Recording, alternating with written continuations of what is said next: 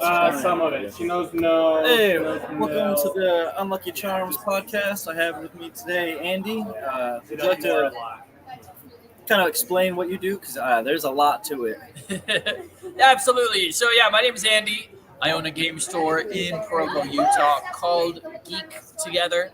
My business is called We Geek Together, and we've decorated it like a gaming tavern, and it's a great place to come and play D&D or any TTRPG, Magic the Gathering, Yu-Gi-Oh, just whatever game you want to play. You're welcome to come in. I see you do a lot of events too, like the King of Games. That was the reel that came across. How did that go? Oh man, the Won. Yu-Gi-Oh event, yeah, it was so fun. It was a guy named, I want to say, oh shoot, second place was Patrick. I'm scratching my brain on the first players, but it came down to a Joey versus Joey deck, and it was very That is- intense. That Yeah. is insane. And, But we did it. It was like a Yu-Gi-Oh battle royale, very reminiscent of the original anime, kind of the Battle City arc. Battle is what City. we were going for. Yeah, so very fun. And you even had the little what do they call them? Because it's not the dual disc, the stadiums. Yeah, we had the stadiums, dual podiums is what I With told my the team. projector. Yeah, we had a projector in the middle. I didn't have a projector on the floor. We were this close, but mounting a projector on the ceiling was too much of a challenge for us at that point. But Yeah, we had monitors on the podium so the players could see each other's fields. It was super fun. at 14 years old, I was playing that in a basement, so that is insane to be able to provide that for people. I wish we did stuff like that here. Conventions are finally, I've been gone a little bit, but conventions are finally starting to be like more normal around here. So it is honestly, what's your newest one, the Beyblade one? Yeah, that's one we're doing in March.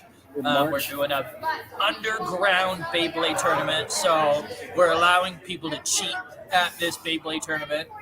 Some of the cheats are you can have a Nerf gun and you can try to shoot your opponent's Beyblade, or if you yell really loud, you're allowed to rip your Beyblade 2 seconds after your opponent. So yeah, there's all these little shenanigans you can do. We're gonna set up a high rollers table where these people are going to come in and bet on the people's matches. So just add another layer of like underground, seedy kind of in a kids game where it doesn't belong at all. I think that's really fun. Honestly, I don't remember Beyblade too much, but I specifically remember the stakes were way higher than they needed to be at any given time.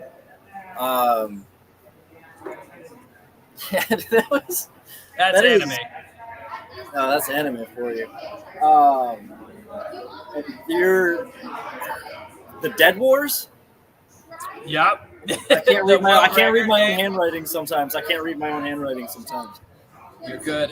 What is the Dead Wars? So the Dead Wars is the biggest game of D&D ever played. We did it last year. We had 1,227 players on the same battlefield. It was a war scenario, so there's different players who are the archers or the cavalry. We had inner city guards, outer city guards, and we have generals that communicate with all the different tables to see how their objectives are going. How many enemies have you killed? What is going on at your table? And then they communicate with the other tables, and that's how we keep everything in check. We have a head dungeon master who kind of dictates the enemy army, and they're like, okay, well, we're going to attack this south wall with all these forces, so go tell these tables this is what's happening. And it actually happened in the middle of the game. The people who were guarding the wall didn't hold their objectives good enough, and so the walls collapsed, and that allowed all of these enemies to storm the castle. And so then everybody, like every table was affected by that as more enemies got into the castle and just wrecked so much havoc. But it was great. We had Guinness out last year. They ratified it, an official Guinness World Record, which is really cool. But I have so many ideas. I have so many things I want to grow and improve on. So that's why we're doing it again, May 3rd and 4th. That is in the same place? Yep, we're doing. We're going to do the Provo Mall again. We're setting up tables everywhere throughout the entire mall. Yeah, it's going to be a good time. That was one of the things that I think surprised me is like getting the whole mall involved or having the space to do it in the whole mall. That is not something I've seen around here. I'm very lucky. The mall's really, really chill. Is it like after hours or is this like middle of the day? No, middle of the day. Just like closed. No, middle of the day. Like you're gonna have grandma coming in and getting some shoes, and then all these people in like full armor are gonna be running around, getting ready for war. Has it been kind of normalized yet, or you still see a lot of people going like, "What is going on here?" Oh, there will always be people wondering what's going on. But the longer I'm here in this mall, the nerdier this mall is becoming. There's other nerdy stores besides me. So we're definitely becoming, like, I would say the nerdiest mall in Utah. If, like, you guys might hear it listening into the audio, there's a ton of people in the game store right now. Like, every table is full in our tavern. So the place is hopping. And you live stream that too sometimes, don't you, on your Instagram? Yeah. So right now, to lead up to the Dead Wars, we are doing D&D games. Every Thursday, we live stream it. And then we record it and we put it out Saturday. So you can check the live stream on Thursday, or if you miss it, no worries, check it Saturday. These are the stories and the what's happening before the big game. So you'll be able to see the enemies. You'll be able to meet some of the heroes, the generals, the different characters you're going to be fighting alongside. And the enemies that you're fighting against, you'll be able to see in this game. So it's a really great way to stay up on the lore, get invested into this world record game. Last year, we just had the game, and it was super fun. But this year, I want people to really feel like, dang, my choices impact the battle. Like, this is such an amazing set piece to be a part of. And knowing the beginning, the middle, and the end, we are the end of it, that's really cool. Do you get to participate in any of this, or like you got how much involvement do you get to be a part of, I guess? That's a great question. Since I'm the one hosting the event, I am running around everywhere. I'm like a chicken with my head cut off, so I don't get to sit in on any of the tables and play. Saturday, May 4th, I am riding the adventure that everyone is going to be playing. That's actually what I was doing before we got our call going. I'm sitting down and I'm writing out the whole 40-plus page packet that every dungeon master is going to get for how to play this war scenario. So that's my involvement. I get to be the writer for Saturday, and I'm so excited to show you guys what I've been working on. That is, I can't even imagine organizing something like that, let alone the real logistics to it, but just getting that many people to agree to a time and be free to play. That has ended the many groups I've been in. Some of them not getting off the ground for the session 0. Right. So it's honestly pretty cool that there's like a set in stone. I don't know if set in stone's the right way to say it. We used to call our group the reliable D&D group until it fell apart. So it's cool that there is a reliable one. Yeah, well, it's really cool because you get the chance to play with other people, and so the fact that this is like a historic kind of game, a once in a lifetime opportunity, it really brings people together. 1,227. So that's what you have to beat now? Yep. That's a lot. You got what are your RSVPs like? So right now we've sold over 500 tickets, which is great. I'm hoping we get 3,000. That's my goal, 3,000. That is. Can you how would you go into supporting 3,000 people? We're trying to. You haven't thought about ourselves. The smell. Oh no, we have definitely thought kidding. about it. Yeah, obviously. Pick it up and turn it on. You can play with them. That one may be dead. Try one of the other ones it's on. Oh, Oh, my computer. Sorry. My computer just shut off. Oh, you're good. You're good. I wrote notes and I'm still. How old were you when you first started doing your cosplay? Boy, that is. Do you remember what the first one was? So, I grew up in a nerdy family. I never had a chance because both of my parents are big nerds. I think my first cosplay was probably at the age of 5. So this is 1996. Because my mom handmade me a Peter Pan outfit. And so, and that was way before cosplay was a thing. But my mom would hand sew all of these outfits. So I remember one year my whole family dressed up as Legolas characters. One year, or not Legolas, Lord of the Rings characters. I was Legolas. I got it. One year we did Star Wars, and I was Han Solo. We did Harry Potter, and so I don't know, way before cosplay was a thing. My mom loved making costumes for us, and so when the term cosplay actually came about, I was like, oh sweet, just a chance to do what I love on Halloween even more. So then I did some of my own costumes. I did Sokka. Sokka was one of my first original costumes, and actually how I met my wife. So I have that written down. I thought that was people super cool when I saw it. Yeah, for people who are on the fence about cosplay, do it because you never know. I found I got married because of cosplay. Can you tell us that story? Because I saw that in a reel and I was like, wow, our experiences are not universal, but I wish they were. Oh man, so I love this story. So I was at FanX in Utah, and I dressed up as Sokka, and I was just with some buddies of mine, and we were having a good time. And one of my buddies told me, "Yo, dude, turn around. There's another Avatar cosplayer here." And I turned around, and there was this girl dressed as Katara. And if you watch the show, they're brother and sister. But when I met her, I was like, holy cow, she looks just like Katara. And so I went in and I introduced her, and I'm like, we got to take a photo together. And so we took a photo together, and then we split our ways. And then later on in the convention, we bumped into each other again, and we had found an Avatar Aang and a Zuko and a Toph. So we had found the Team Avatar. And when we had formed Team Avatar, people just started mobbing us for pictures.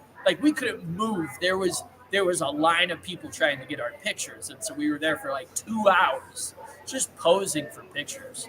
I have never flexed more in my entire life, and so that was I was forced to be close to these other people. So we definitely all formed a connection, a bond. And so after the photo shoot, we were like, hey, let's trade phone numbers. And this was with most of the group. This wasn't just me. On this girl, we were all like, hey, let's trade phone numbers, and we can trade photos and stay in contact. Man, I believe you. I wasn't a smooth guy at all. I didn't have high charisma. So, but traded numbers. I started talking to her on Facebook Messenger. We swapped photos. And then she invited me to come and watch Avatar with her. And so we watched some Avatar episodes, and I didn't speak her language at all. She speaks Spanish. She's from Uruguay. And that being said, I really liked being around her. It was very comfortable. I'm usually pretty shy, especially around girls, attractive girls. I would get way nervous, but for whatever reason, I was able to just connect with her, and it was really nice and relaxing. We watched Avatar, and that was kind of our first bonding moment. We were able to watch our favorite episodes and laugh and have a good time, and then we started going on dates, and the rest is history there. We had an Avatar-themed wedding, and almost 10 years, actually. We're going to hit 10 years this year, so, Congratulations, man. That's a beautiful story. Yeah, honestly, The whole time I was like, I wonder what he thinks about Korra. Like, don't ask that immediately. Okay, I definitely don't get me started. I'll be here all night talking about Korra, but Well, no, it's I have some friends that taught themselves English that way by watching their favorite cartoons, oh yeah, and then again in English. And I was like, I never understood when people said, "Oh, I learned English through movies." Like, I just thought they meant just by watching them. I it never clicked in my mind, I guess, until like very Yeah. recently. That's she self-taught herself English by watching the Avatar cartoons and other cartoons. So just immersion, exposure. That's a really smart idea too. I don't know if I ever would have came up with that one on my own. I Right. would have just struggled. Um, that is a lot of the my stories always end in some kind of like disappointment. So it is honestly really cool. Like I have this thing called Trailer Park Trainer League. Okay. I live in an RV park, and I got my son into Pokemon recently. I actually just That's talked awesome. about this on the list. He's 8 years old. He's only been playing for a year, and we just got him the app. I don't know if you've ever played it on the phone, the Pokemon TCG Pokemon Go. Oh, the TCG one. Yeah, specifically the card game one. I just got him onto that, and he plays it. He jumps straight into competitive. Thank you. I don't know if you can hear me. I think you paused.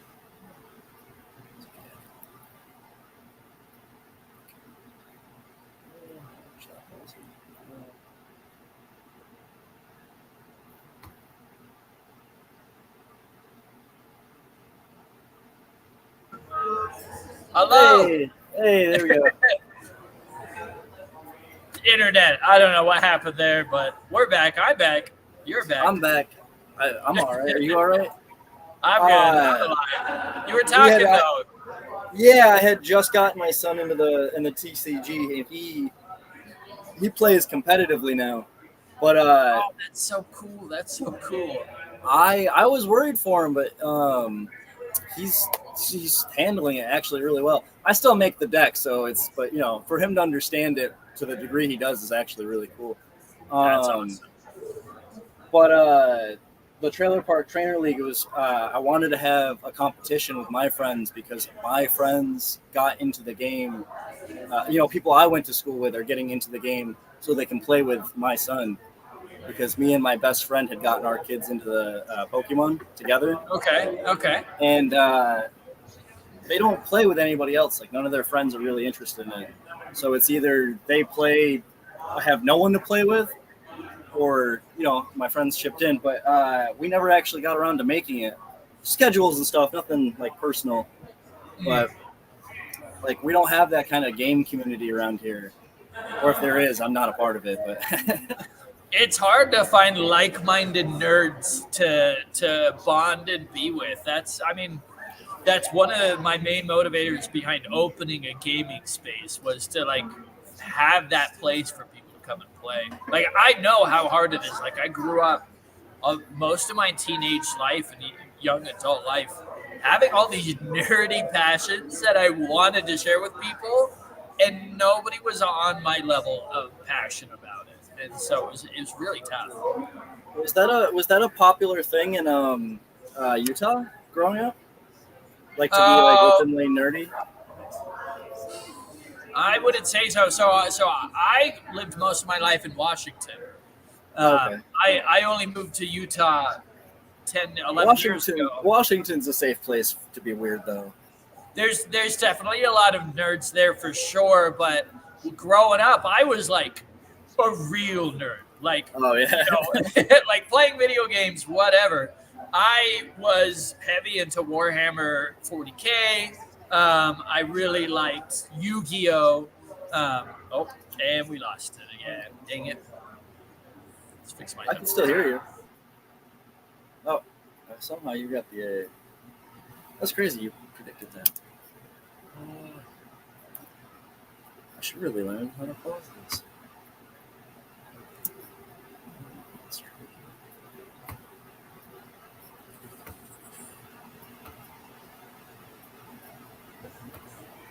One more Hey, time. one more time. I don't know what's going on. I wonder if it's the StreamYard or something. I've got good connection here, so. It might be my end. I have 4 people internet. We'll blame StreamYard and StreamYard, yeah. But yeah, like I was a super nerd, and I remember like I didn't find a single person to play Warhammer with me, and I only found 1 or 2 other people to play Yu-Gi-Oh with me, and so it was tough. I had all these things I was really interested in, and almost nobody to share it with, and so yeah, the game store, 20 years later, who knew? Honestly, yeah, it's honest. I had a friend recently tell me he doesn't watch Star Wars because he knew he'd like it too much, and he thought it would affect his ability to meet women. And I was like, that is, I didn't think that's normal. And some people are just like, yeah, that's like, I grew up nerdy. Yeah. We didn't talk about it, but that was just because I was antisocial. I don't know if it wasn't not allowed. So it's honestly, I'm trying to like promote that, I guess, that you can be nerdy. Yeah.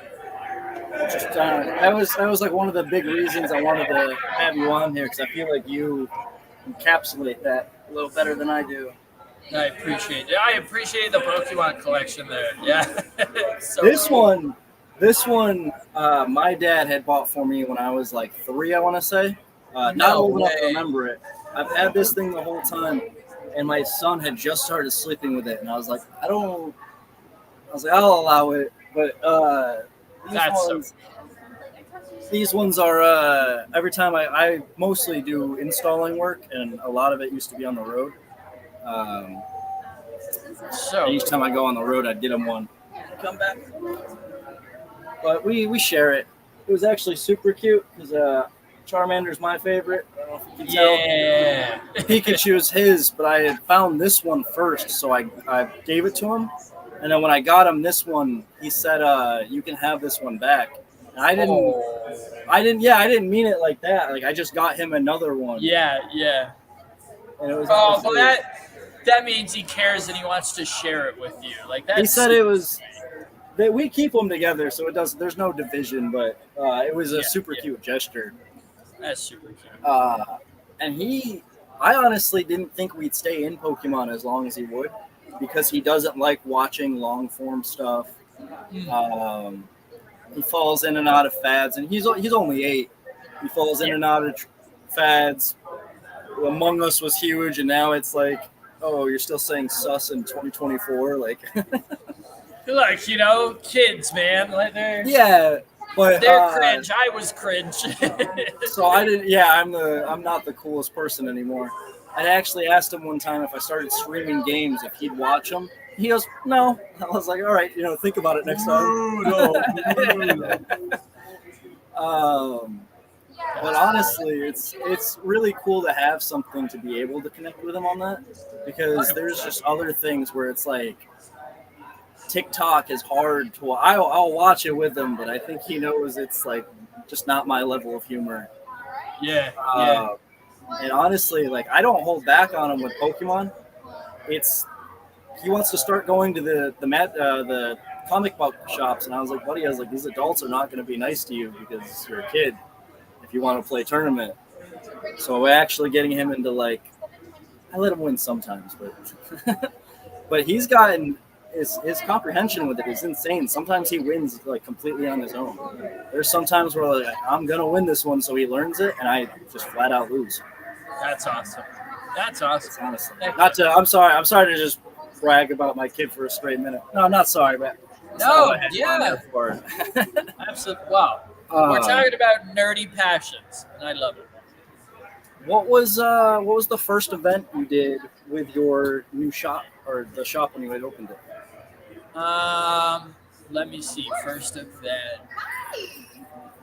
I want to say the big first event we did was a LARP in the tavern. Yes. We had all these people show up in costume. We had quests to do.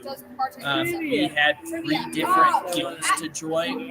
It was very inspired because the thing about LARPs is usually there's combat involved, but a lot of combat actually kind of turns away a lot of people. Like, if you don't know how to fight with foam swords and shields, like, that's actually kind of a barrier to entry. So there's not combat. The other thing is it's indoors. That means no matter the weather, no matter how cold or hot it is outside, we could be inside in an air-conditioned area with comfy tables and chairs. You don't have to like find a patch of grass to sit in, that kind of stuff. Which I love nature. I love to be out in it, but also I understand why people might not be super excited to dress up in medieval clothing and freeze their butt off. So that I think that was our first big event in town. Was that the whole mall your first time, or what? How did you play? Just our store. We did just our store. Yeah, so a lot of our events we do is just in store. Only the big 100+ player is the stuff that we take over the mall for. So the Yu-Gi-Oh! Battle Royale we took over the mall. In January we held a LARP. That one was a big one we took over the mall for. Not January, February. February we did that. And then for the Dead Wars in May, we're going to do that again. Take over the mall. So. Can you buy a hot dog there while that's happening, or yeah, bring your own food? Literally, there's a corn dog place in the food court, so you're good. Oh yeah, I keep forgetting that it's just like during normal operating hours. I always think it's like a Sunday when they're just not open or something. The mall's super chill. They love what we're doing. So you won't be surprised to see like a knight in full armor walking around the mall while other just normal people are walking around the mall. I just went to my first Ren Fair like this year, I think. Congrats. Dude, that was actually bought. I always said if I was going to buy a sword, it was going to be the Master Sword. And they had, I had to. When you undo it, it's got the Hyrulean, writing down the sword. So, it's not accurate, I think. Right? I don't think there's inscriptions on the real one, but it's it's cool. It should. It was super cool walking around with it because I'd find a couple people dressed as Link, and I'm like, they would ask for pictures, and I was like, yeah, man, go ahead. Just fully trusting that you won't run away with my new sword. Very cool. Do you have a favorite event? Is there one that's I saw all of this stuff. Definitely the world record game, the D&D game, the Dead Wars. That's got to be something that I'll forever be happy that we did. Truthfully, the event, I actually lost money. I was red in that event, but the people who showed up, the fun that people had, I walked around, saw 200 tables, over 200 tables, and everybody there had a smile on their face. They were laughing, they were having fun, and the fact that it was our crazy idea is having it gave all these people a fun day to have together. Totally worth it, 100%. It's inspiring. I think that's really cool, and I don't hear a lot of other places doing anything kind of close to that. Is there anything you got? Where did your inspiration to start doing this come from? It's coming from me, because these are things that I want to go to. These are things that's literally what I'm thinking about. It's when I was 8 years old and I was playing Yu-Gi-Oh! And I watched the Yu-Gi-Oh! Anime, and I saw them dueling on podiums, and they walked around the city and they fought people. I'm I want to do that. And I've waited my entire life for that to happen, and it's never happened. And so I'm like, I guess I'm going to do it. Same thing with the D&D, the world record game. I was like, man, it would be so cool to play D&D with 1,000 people in a war scenario. Think of like Helm's Deep. How cool would that be? And I've been waiting for that to happen. And then I'm like, well, maybe I'll do it, you know? And so other people have done events. I'm not going to say I've invented these off the top. No, these are ideas that other people have had. For D&D, there's a thing called epics. Epics, you know, are at conventions and they have over 100 players. Yu-Gi-Oh, you know, there's grand tournaments all the time. But I'm really just taking the things that I really like, that I'm really passionate about, and I'm like, I'm going to put these out into the world because these are things that younger me would have loved to have come and been a part of. That is so cool to hear. And yeah, I feel like the showmanship of like the anime or the shows growing up did kind of lose. Like I always wanted to play Pokemon competitively, and then there was like a lot of extra mechanics to it, and I was like, I'm not learning EVs, I'm not learning IVs. Yeah. And just having like I had a lot of the Digimon Digivices growing up. And you can link them, but you know you got to find somebody else who has them. And like that one kid who also has one, his mom doesn't let him take toys to school or something. It's always something, you know. Yeah. Should be the name of the title of this one. It's always something. That's funny. So for Pokemon, I've been brainstorming this event, and I'm still working on it, but I would love to have 4 to 8 different gyms in the mall. Each is a different, like the fire gym and the leaf gym, and you go to the gym and you have to, you have to beat the trainer or you have to beat the gym leader at it somehow. And then you'll walk around the mall. When you're not at the gyms, you'll find Pokemon cards. Boom, boom, boom, you grab Pokemon cards. Boom, you build your deck. Once you've beaten the gyms, then you can go on to the Elite Four. I like the idea, again, of like the anime, the cartoon growing up and stuff. Like, I really want to capture, like, Pokemon in real life. You know, that would be such a fun event. And so I'm still working on it. It's got a lot of work to do, but I'm hoping maybe at the end of this year we can pull off a really fun. And the other thing I do about events is I really want them to be accessible to anyone, right? So like the Yu-Gi-Oh event was very beginner friendly. This Pokemon event is going to be very beginner friendly because I want little kids to come. I want people who've never played Pokemon to come, but they've only watched a cartoon. You know, I want people who are passionate about Pokemon to come, and I don't want to have barriers of entry because, you know, if I put a ticket price on it, or if I make it that only competitive decks are allowed, or you have to know every single rule, like that just puts walls in the way of people coming. And really, I just want people to have fun and capture that feeling. So definitely got a bit of work to do, but I hope we do a really cool Pokemon. That's a cool concept. I would definitely like to find the time to fly out for that one. Right? That would be, especially you with the Yu-Gi-Oh decks, you made them all, didn't you? Mm-hmm. Yeah. Those were all your cards. No one had to buy those cards to play. Yeah. We provided all the cards, and we had kind of gone through the cards to make sure that none of them were really complicated or really broken. It was kind of old school Yu-Gi-Oh. So you're very like, I summon a monster and I attack. Just very classic old school Yu-Gi-Oh. So it was really easy for people to play. And if we did Pokemon, it would be the very same thing. Like we'd go back to some of maybe the original 150, or maybe the first 2 sets. You know, that kind of stuff.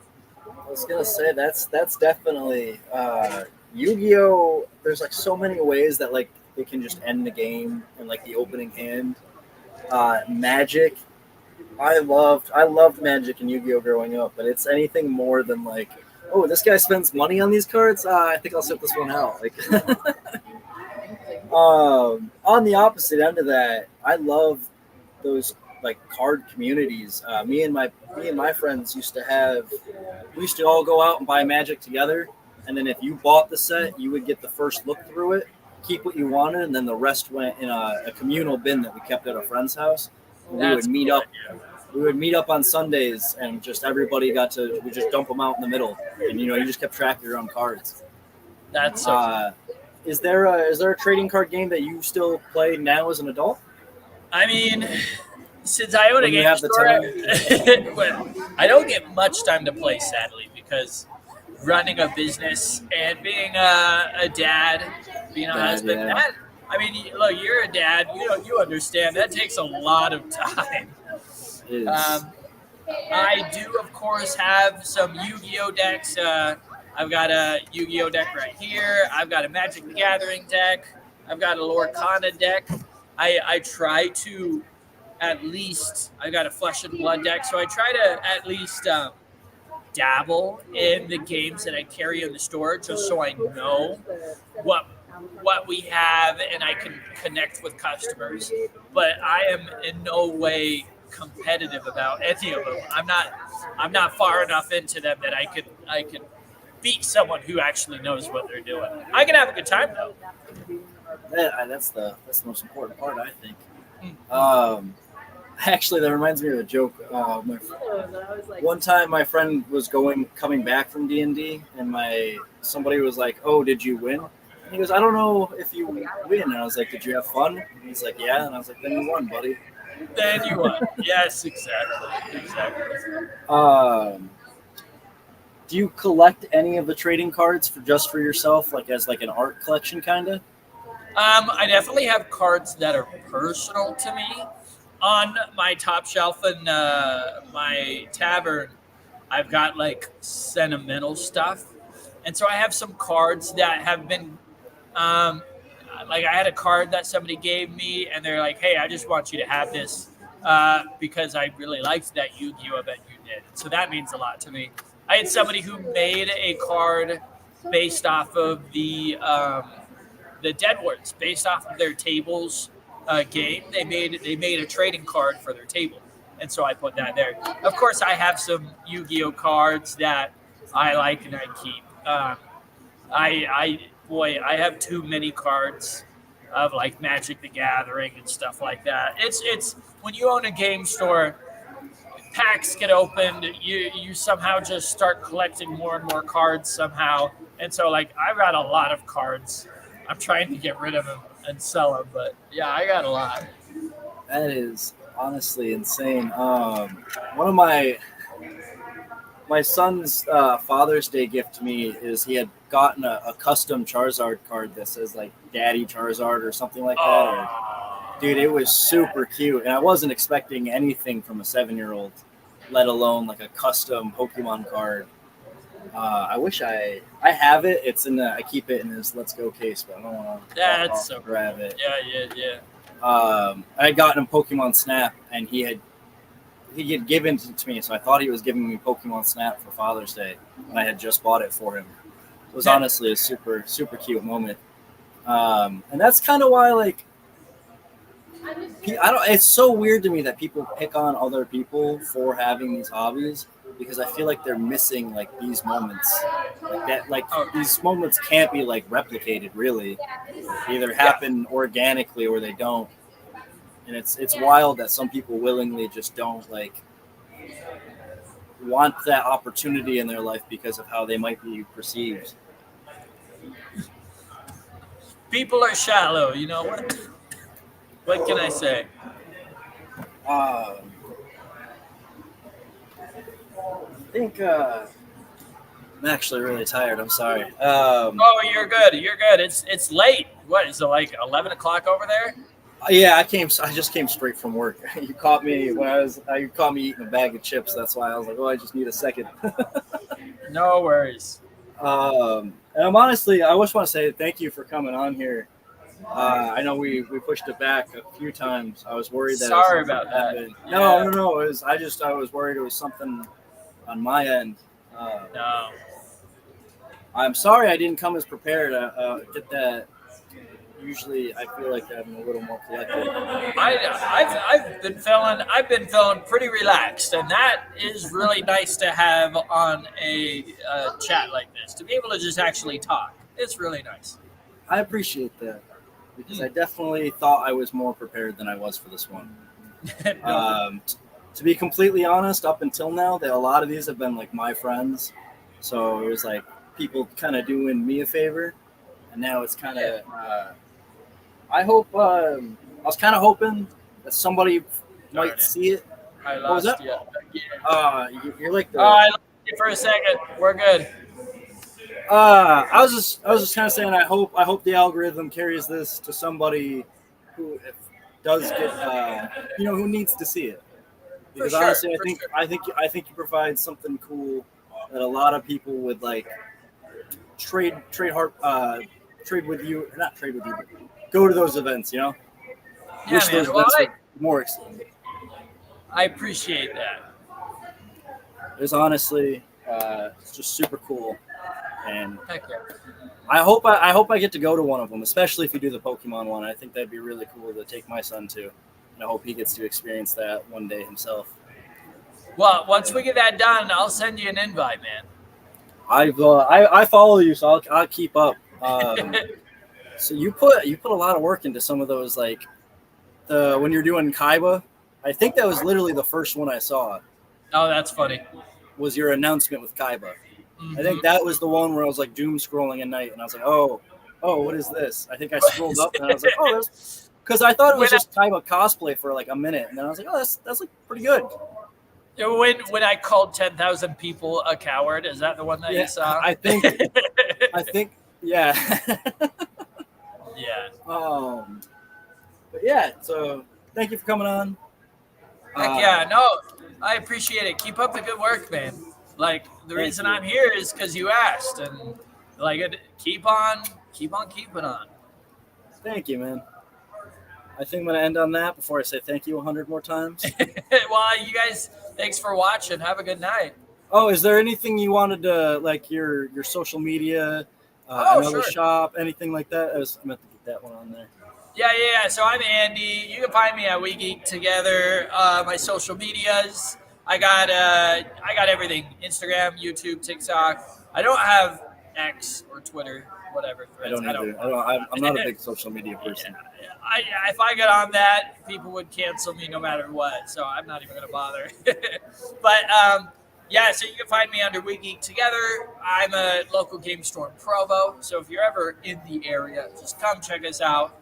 I think I run a pretty cool shop, so I hope more people come and see it. And thank you again for letting me be on, because for me, being able to talk to other people helps spread my message, spread the word out, because I really feel like I'm going to be doing stuff that changes local game stores forever. I want to see local game stores change and grow with the times. I feel like they've been stuck in the 80s, and I feel like I'm gonna bring the next revolution of game stores. So. Is there any to end with? Is there any advice you would give to someone who is kind of shy about getting into these kind of nerdy events or these things that might seem like just kind of scary to someone who's not super invested in it? Yeah. So, like, honestly, go to your local game store. If it's a good local game store, and that's the thing. I feel like a local game store with a good community is going to give you new friends. It's going to give you new connections, and it's going to give you people who are passionate about the nerdy things you are. So if I want to get into Pokemon and I don't know too much about Pokemon, and I go down and I find 3 or 4 other players who like Pokemon, and they have extra cards that they just give me for free, or they let me use their decks, then like I'm going to become such a better player because I got to interact with them. I got to have connections and friendships, and it's going to teach me to socialize with other people. And the risk is very low because I'm not going to a bar trying to hit on chicks. I'm just trying to go and have fun. And that's why a lot of people just want to be around and have fun with other people. So our connection's kind of coming in spotty here. I don't know if you caught that last bit, but no, I heard it all. But You yeah, also seem to be a little ahead of me on that. Yeah, no, that is honest. I think that is great advice. hello, Hello? Hello? sweet. Can you hear me?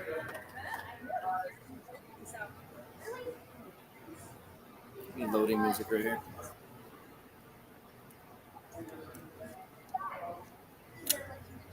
We good?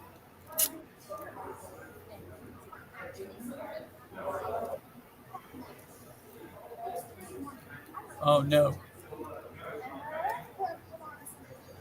It's all right. We're having technical difficulties.